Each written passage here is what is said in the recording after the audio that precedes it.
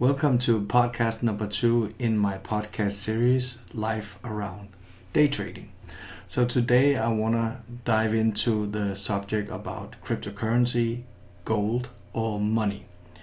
We're going to talk a little bit about the history, and we're going to talk a little bit about how I see it.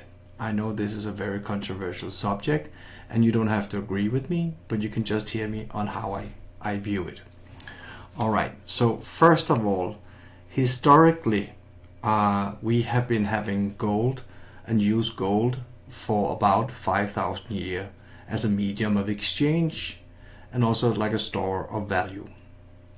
Secondly, the very first notes as we know it today was not the dollars, but as it says here according to Google, it was in China about the year 1000, where they used notes because metal coins had become too heavy and too awkward, and therefore the banknotes were issued with a guarantee that they could be redeemed for gold or silver. And that has actually been the story for quite a long time, that you were supposed to be able to take your notes, regardless of it's Chinese or American dollars or Danish kroners from my country, and exchange them to gold. And that's why gold has been the backup for money for many years. So the banks had to hold just as much gold so they could actually pay out the gold for all the money that was in circulation, and money in this case will be banknotes. All right, so if we look here, we can see that the gold standard was left around 1971, and from that point on, basically there was nothing tying to the value of the money besides the trust. And the thing is that you could say that the dollar, for instance, if you take the dollar was worth a value of $1 in 1900, then in 2000 you could argue that the value has got from $1 to about, I don't know, 7 or 5 cents, and maybe even less today, because the more that the bank in America, the Federal Reserve Bank, has been printing of money, the less value they have. I mean, it counts for all money that the more you print of them, the less value they have. But the thing is that since America has the reserve currency status of the world, you could also argue and say that they're actually misusing the privilege of being the reserve currency, because thereby forcing other nations to hold the dollars. And this is by law, so there's really nothing they can do unless they want to change the law, of course. And therefore you could even argue that America has a chance of exporting their inflation and bringing goods, also because they're now importing more goods than they're producing and sending out of the country. So here comes a little bit of the thing, because when we started to talk about cryptocurrencies, and I'm going to focus mostly on Bitcoin in this case, but when we talk about that, we started to talk about cryptocurrencies and Bitcoin as many different things. We talked about crypto for a long time as an investment. We talked about crypto or Bitcoin as being a hedge against inflation, etc., etc. So the narrative have actually changed along the way for how people regarded Bitcoin. But let's just look at the facts. Here you can see we went off the gold standard in 1971 completely. And before that, even the British money was actually also a reserve currency. All right, so here we can see when was the first money made was in the year 1000, and how many currency are there. We have 180 currencies in the world, on the planet Earth. That means if we had banknotes for a bit like 1,000 years, and there's about, I don't know, 190, 200 different countries, so how much, maybe 180, that includes that there's one currency basically for most nations. And therefore it's very interesting to see, well, 180 currencies, when you combine and look and say that we had, sorry, so I have to go here, we had 25,000 different cryptocurrencies, And the interesting part is that if you go to Bitcoin, which was the first cryptocurrency, was invented in 2008, 2009. So that means that in about, how much, 16 years, there has been built or dig up 25,000 cryptocurrencies. But you saw that we are still only here, we're only about 180 currencies that they need to replace. This for me doesn't make sense at all. It does not make sense. A system that builds on 5,000 years of trade in gold, and then after that about 1,000 years on paper note, banknotes with currencies, and then now you have a system of cryptocurrencies which is approximately 15, 16 years old, and there's already 25,000 of them. And you could argue to say, well, if any of these cryptocurrencies was actually the real thing, then you could also argue, say, that the 24,999 others should be thrown to garbage. And this, for me, indicates that a lot of these cryptocurrencies is purely built on scams and built on the fact that ever since people was stuck during the corona crisis and had to invest their money in something and go gamble in something because they couldn't even gamble, a lot of people started to throw money in the stock market without, caring about they're losing or not. A lot of people started to buy cryptocurrencies. A lot of people started to buy NFTs. And I think that since a lot of people has also learned about the profits that some of the people who have Bitcoin holders have had, they say, well, okay, cryptocurrencies is basically like a lottery ticket. But the crazy part is when you look at these lottery tickets, you can see there's now allocated 2.89 trillion US dollars, where we could argue to say that most of them is allocated in basically lottery tickets. And that's because I don't believe that any of these cryptocurrencies necessarily is going to survive. Not a single one of them. And this has to do with several things. First of all, because the first mover is seldom the one that's going to, last through a lifetime. It could be even, let's say, with the cars. We had Henry Ford, who started to not build the first car, but he was the first one to automate and build cars that was affordable and then could be produced a lot in the factories. But the fact is, today you have several of other car brands that has outcompeted Ford, and Ford is still there, but it's a smaller company than it was. It doesn't have the same, dominance in the market as it used to have. Also, you could say that Tesla was the first one to serially produce a lot of electrical cars with good performances, but they were not the very first one to produce an electrical car. Where I come from, even in Denmark, we had a small car called Ellert, which was a two-person small electrical vehicle. And actually you saw them driving on the streets in Denmark back in the 80s, I think, for a while before the company finally went bankrupt, and nobody hears about it now. And this, of course, is also a testament that the first mover is not necessarily the one that's going to last. And therefore you cannot really use the argument that because Bitcoin is the first mover, it's going to last, or it has superior technology for that matters, regardless of it has or not. Secondly, there's also another thing I'd like to point out here, is that when it comes to the future, and if it comes to any kind of digital replacement, I'm sure that no of the national banks, that being the Federal Reserve, the ECB, and the other banks, no one of the other banks are going to give voluntarily away the power that they have to produce money. It's not going to happen.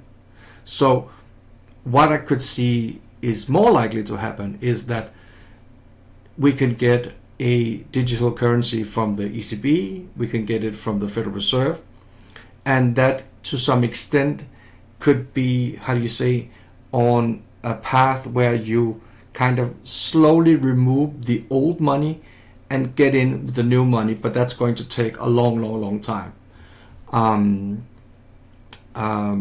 So maybe in 100 years there's not going to be any physical money left like coins or notes, but there's only going to be some kind of currency that could be, I don't know, credits, whatever it is. I would believe that it's actually going to be one world currency. There won't be several currencies anymore because it doesn't make sense. And people are losing money every time they have to exchange, and the banks are making a lot of money on this as well. So, and that's also my argument when it comes to specifically Bitcoin, because if I take one step back, I realize if I have to go to Spain to have vacation, I need to go to my bank and pick up some euros to pay in Spain. Before that it was pesetas, and I have to pay some kind of exchange fee for that. But not in all banks, but in some banks you have to pay an exchange fee. And if you don't pay an exchange fee, you often just have to pay the spread price between the currency or what they want to give and what they want to pay. Just like when you buy and sell a stock, really. And of course the bank is giving you a little bit less good rate, and therefore they're making some markup, they're making some money on the exchange rate. But with one currency in the world, this is not going to be the case anymore, and it will also make it different, more easy, even for the banks, not only for the people using the money. Of course, they will lose this revenue. That's the problem. But the thing is, and this is what blows my mind, because if I take these, let's say I pull out 1,000 euros from the bank and I go to Spain and have some holiday, I can take my euros and I can pay with my euros. I can pay in the restaurant, I can pay in the discotheque, I can pay in the souvenir shop, I can pay everywhere. If I use my credit card, I don't have to pay a fee. If I use my cash money, I don't have to pay a fee. I paid the fee in the bank, or at least the exchange rate. But when I pay with my euros anywhere, I don't have to pay a fee. Therefore, it does not make sense for me that I have to pay a fee if I do a cryptocurrency transaction or several cryptocurrency transactions. Because if I had to pay a fee every time I paid with Bitcoin, what sense would it make? Not at all.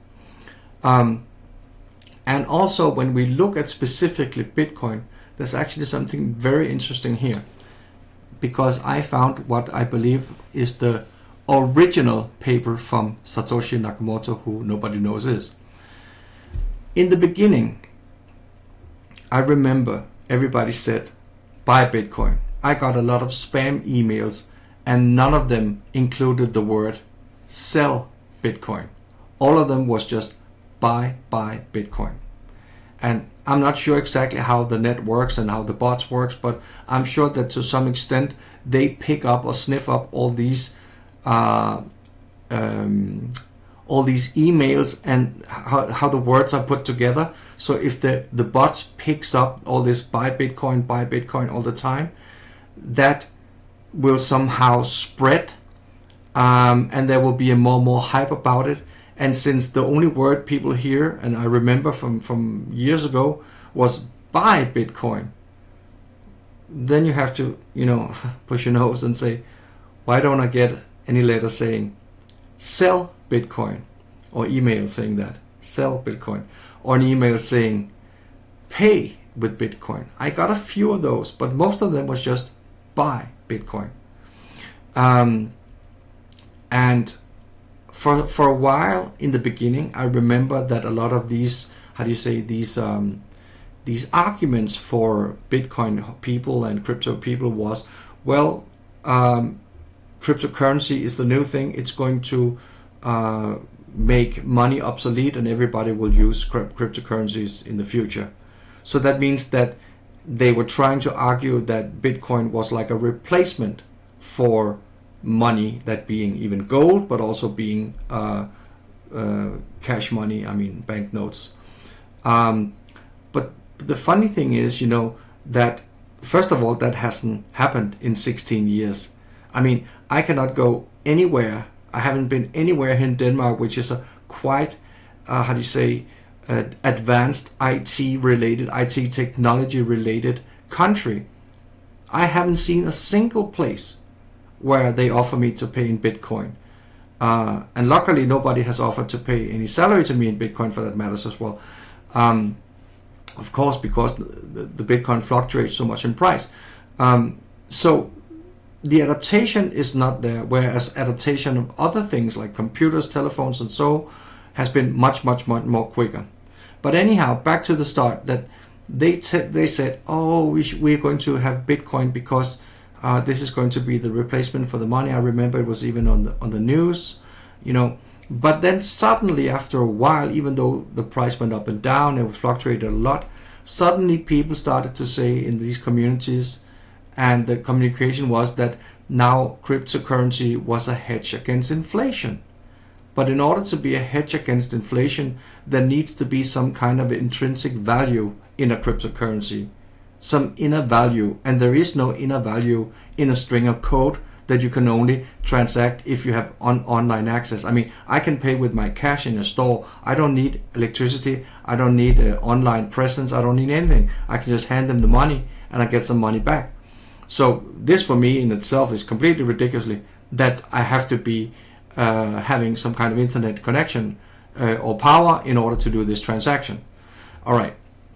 So now they said, oh, it's a hedge against inflation, where you can say, well, inflation picked up and has been picking up for the last, 4 years, 5 years, because especially America started to completely overdo the printing of money. And the ECB has followed very much through and has done crazy printing as well. As Jerome Powell said on television himself, he said, we have flooded the system with money. And this again is because it's possible, because if the Danish National Bank did exactly the same with the Danish kroners, believe me, everybody would dump the kroner on the spot and the kroner will be worth 50% less today if we did exactly the same as the Americans. But we don't have the reserve currency of the world. All right, so this about being a hedged against inflation, I don't really buy that, because first of all, there was no intrinsic value, and secondly, well, if it came in another time, you wouldn't even mention that it's a hedge against inflation. And now I have heard that people use that to say that this is an investment, it's digital gold, and it's for the future, etc., etc. The fact is, you can take anything, any cryptocurrency, any price. You can take a diamond, you can take this glass of water. I will have a sip now. And you can say, well, there's a price on this glass of water. If this is the last glass that's available in my hometown where I live right now, this glass is going to go very much up in value because people would like to have a glass to drink from. But if there's thousands and thousands and thousands of glass, well, the price will be much lower because everybody can get one. So the question is, of course, if, according to what I understand, I don't know if it's rumor or if it's true, but if like 10 or 15% of Bitcoin holders actually sit on about 80 to 85% of the total numbers of Bitcoins, that means that they can, those guys, if they know each other as well, they can actually decide the price of Bitcoin at any given time, regardless of what the value should be, intrinsic or not. They can just decide it. And that means that, for as I understand, that you could technically create whatever wild bull runs in Bitcoin for as long as you want. And this has nothing to do whether I understand cryptocurrency or not, or how fantastic a technology it is. It has nothing to do with it. I'm just looking at it as for what I see. And I have even heard arguments for Bitcoin, people saying, well, we who do not have Bitcoins are just stupid and we don't understand the product. And I think that this is even making it worse, by the way, so stop doing that. But the fact is that as I see it, it has to be a medium of exchange, and it has to be some kind of able to store value.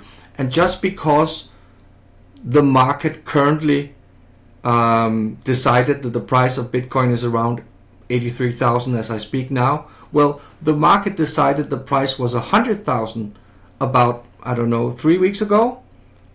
That's quite a drop. It's almost like 20%. Just because the market decides that this is the current price, or even the guys in the top that I mentioned, that doesn't mean, as I understand, that this product holds any intrinsic value, because basically a Bitcoin is zeros and ones. It's a digital code. That's what it is. Whereas if you take gold, for instance, physical gold is something you can actually physically store. You can sell it. People can use it for jewelry, they can use it for computers, they can use it for dentist work, etc., etc., etc. And also you can still take your dollars and go change them into gold or diamonds or cars or real estate or whatever you want to change them into. I do agree that if the value of the banknotes, in this case let's say the dollars, if the value is dropping and dropping and dropping, I do agree that it would make sense to find some kind of hedge against that. But I just think there are other possibilities of a hedge besides cryptocurrencies. And the fact is that cryptocurrencies, as I have been following them, are fluctuating extremely in the price. If you see the house prices or a price of, let's say, a big warehouse, let's say I buy a big warehouse with, I don't know, 1,000 square meters or something like that, 2,000 square meters, an office building for that matters, that one doesn't fluctuate 20% in the matter of 4 weeks. That just doesn't happen, okay?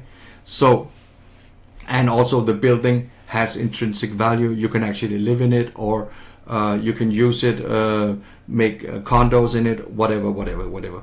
So this is also what's getting a little bit, crazy for me. And also when we look at this peer-to-peer electronic cash system note by Satoshi, notice the first line. It says, purely peer-to-peer version of electronic cash would allow online payments to be sent directly from one party, blah, blah, blah, blah, blah. He uses, and this is the founder of Bitcoin, he uses the word online payment. That means that if I have to regard this as true from the founder of Bitcoin, the first idea of Bitcoin was as a payment. That means a medium of exchange.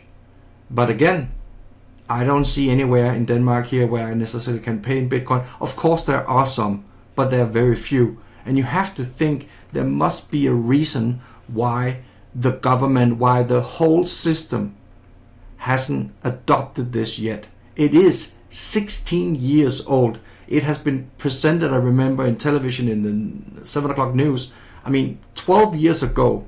So I just think that people also realize that this is a currency that can fluctuate very much in price. And I even think that most people realize that technically a Bitcoin can go from $100,000 to $1 in a matter of 2 days.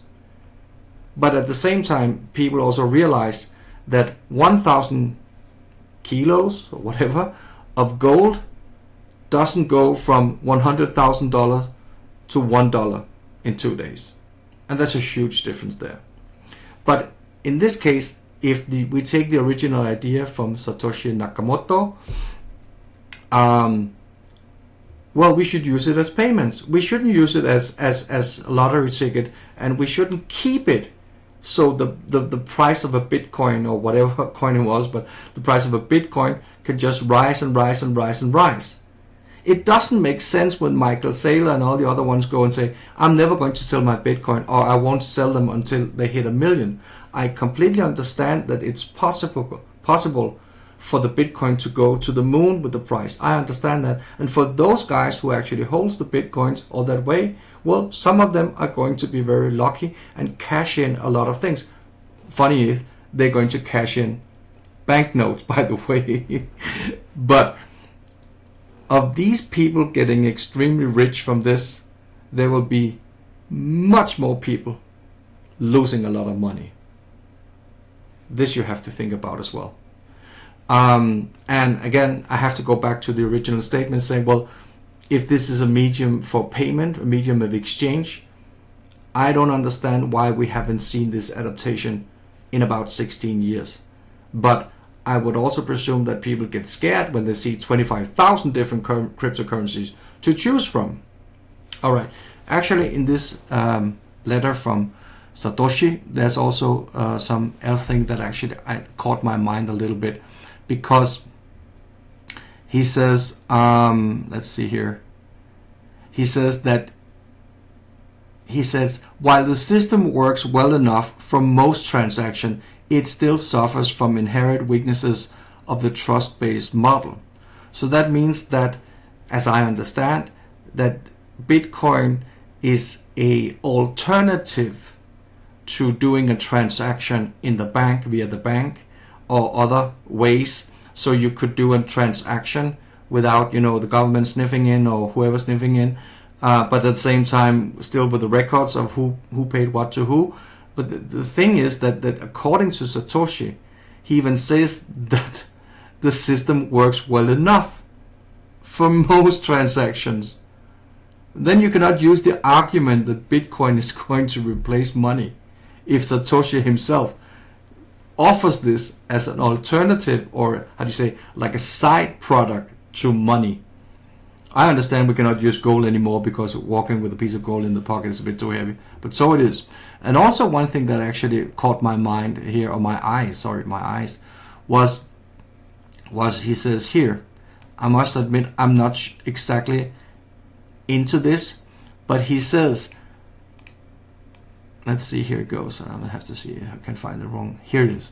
As long as a majority of CPU power is controlled by nodes that are not cooperating to attack the network, they'll generate the longest chains and outpace attackers.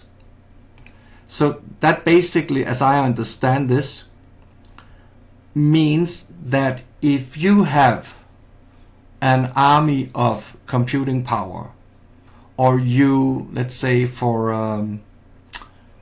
invent some kind of extremely fast computers that us normal people hasn't really known about or seen about, that basically means that, as according to I understand, that the system can be tilted if somebody can produce a greater computer power. That's also a little bit crazy. All right, so I want to see here, actually I have a clip here as well I want to show you guys. Let's hear what he says. What is Bitcoin? Bitcoin is the first decentralized digital currency. Bitcoins are digital coins you can send through the internet. Compared to other alternatives, Bitcoins have a number of advantages. Bitcoins are transferred directly from person to person via the net, without going through a bank or clearinghouse. This means that the fees are much lower. You can use them in every country. Your account... He said that the fees are much lower. Here in Denmark, we have a system called MobilePay. MobilePay is connected to your bank account and to your phone number. So that means if I go to, let's say, a flea market here in my local town, and some guy wants to sell me a pair of shoes, I can pay him with MobilePay, and I just need to punch in his telephone number and the amount. So when I swipe this amount, he gets transferred, let's say 50 kronas, whatever it is. He gets transferred those 50 kronas, and there is no fees. And the cool thing about this is that it's not only one bank. It was eventually somebody called Danske Bank, the Danish bank, who invented this. But they quickly got the other banks, the big banks like Nordea Bank, Jyske Bank, etc., all the other banks, to follow through and get in on this mobile pay. So that means that now you can mobile pay here in Denmark to basically anybody else who has the app on their telephone, and have a bank account as well. I do admit that this requires electricity on the mobile phone, which is not the same as hardcore CPU power on a computer, and it does require internet connection on the phone. I do admit that, but still, I can do the transaction without any fees at all. I repeat, I can do the transaction without any fees at all. Therefore, it doesn't make sense for me that I have to pay a fee in order to use any cryptocurrency.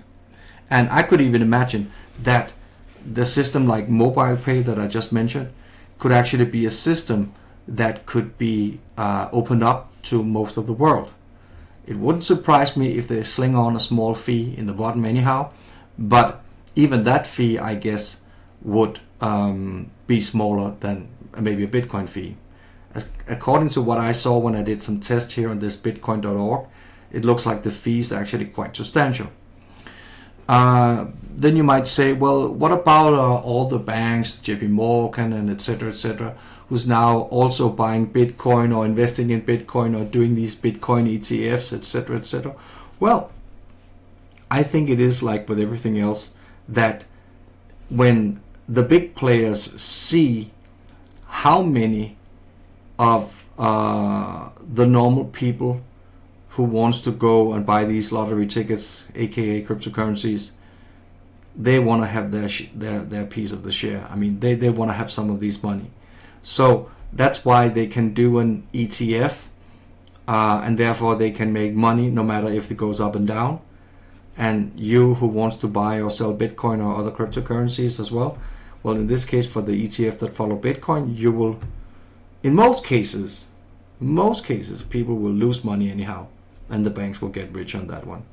So the funny thing is, actually, I do actually trade sometimes Bitcoin myself, but I do it on my broker's platform who offers a CFD based contract on the Bitcoin. So that means that I don't have to own the Bitcoin. I don't have to have a wallet with a transaction of the Bitcoin, or getting cheated out of my Bitcoin, or getting stolen of my Bitcoin, because I understand that both things happens. People can cheated from their Bitcoin, and they can get their Bitcoin stolen.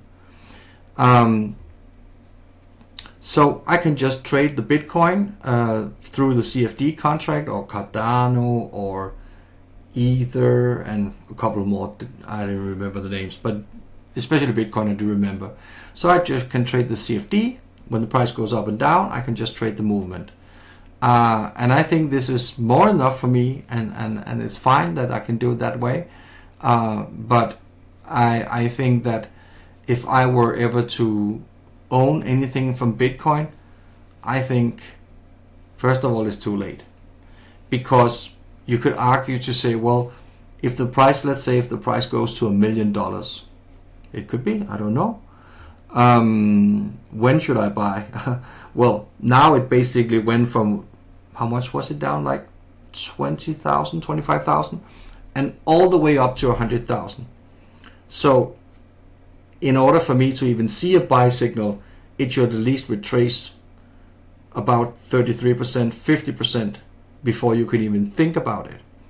But as you understand now, I don't think I'll be willing to pay $50,000 for something without an intrinsic value. It just goes against my rational sense. But good luck for those people who's going to be riding that cannon if it goes all the way to 200,000 or half a million or a whole million. I don't know. But I will say bad luck for those ones who get stuck, who get to be the back holder, especially if the cryptocurrency goes to $1. I saw a video online, I don't know how much truth in it, but this guy, he claimed that the minute that the market finds out who's actually behind Bitcoin, that will be the time when Bitcoin actually goes to zero or close to zero. And if this has any kind of truth in it, then for sure I don't want to hold Bitcoin. But the fact is that for me, on a practical basis, I haven't really been offered to pay with Bitcoin or use Bitcoin practically anywhere here in Denmark or on my vacations to Spain for that matters. So for me, it's like, okay, I don't need to touch it, but I can still make money on it. I'm not trying to say that it is stupid or to say don't do it or do it or anything like that. I'm not in a position to give financial advice, and I will not do that, and you cannot regard this as financial advice. But what I can say is that I have just chosen not to own any Bitcoin or transact in Bitcoin, and I don't care about the arguments that they use or the FOMO that they use, because this is what I mostly see, that the promotion you hear about Bitcoin and the people who talks about it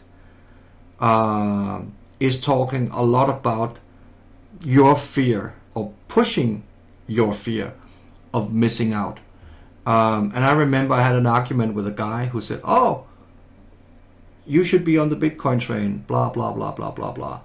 And I think at that time, this was the first time when Bitcoin actually hit around, what, $70,000? $65,000, $70,000.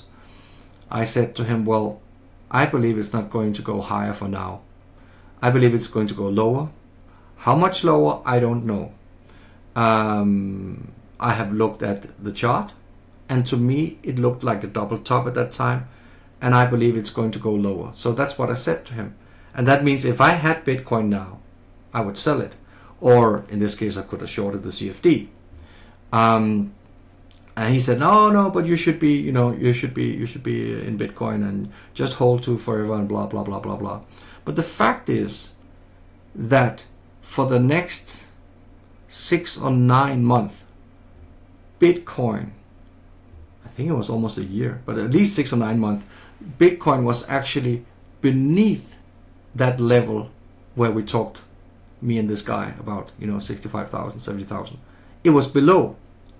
So that means, from my perspective, I remember that I think it went above maybe $1,000 or $2,000 from when I talked to him, and then it just tanked. It really tanked, and it tanked, I think, all the way down to about $19,000, $20,000. So if he had followed at least my opinion there from the double top, which was basically just a chart pattern, that was what it was, nothing else but a chart pattern, he could have saved, or he could have earned or gained, or prevented from losing $40,000. He could have sold for, let's say, $60,000, $65,000, and then he could rebuy at, let's say, I don't know, $20,000, $25,000, and therefore his one Bitcoin, if he had one, could now have been 2 or 2.5, maybe even 3 Bitcoins. So it took about, I think, almost a year from there. I don't know how long it was, but it took quite a long time before Bitcoin finally rose back to that same level again.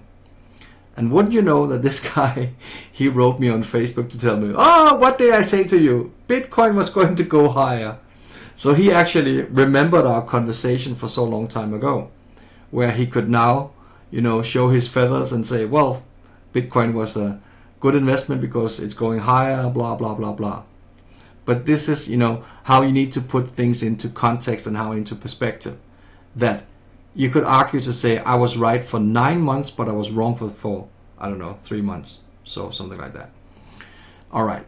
So this was my long take on gold versus money versus cryptocurrencies, in this case Bitcoin, versus the future of perhaps a digital currency.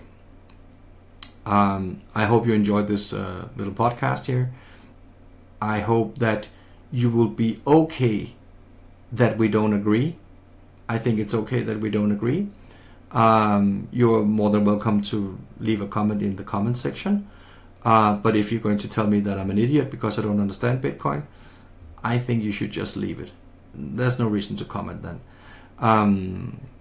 But as I said, good luck to the people who's holding it. I hope that you'll be profitable, and poor the people who doesn't be. And I think until now, I will continue to use my Danish kroners and my credit card, regardless of how much the inflation is pulling down, how you say, the value of my kroners.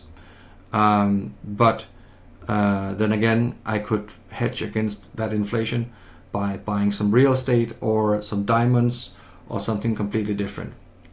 So with that being said, I want to thank you for watching, and I encourage you to go watch some of the other podcast episodes, and especially if you as a trader is also fighting with the challenges of trading psychology.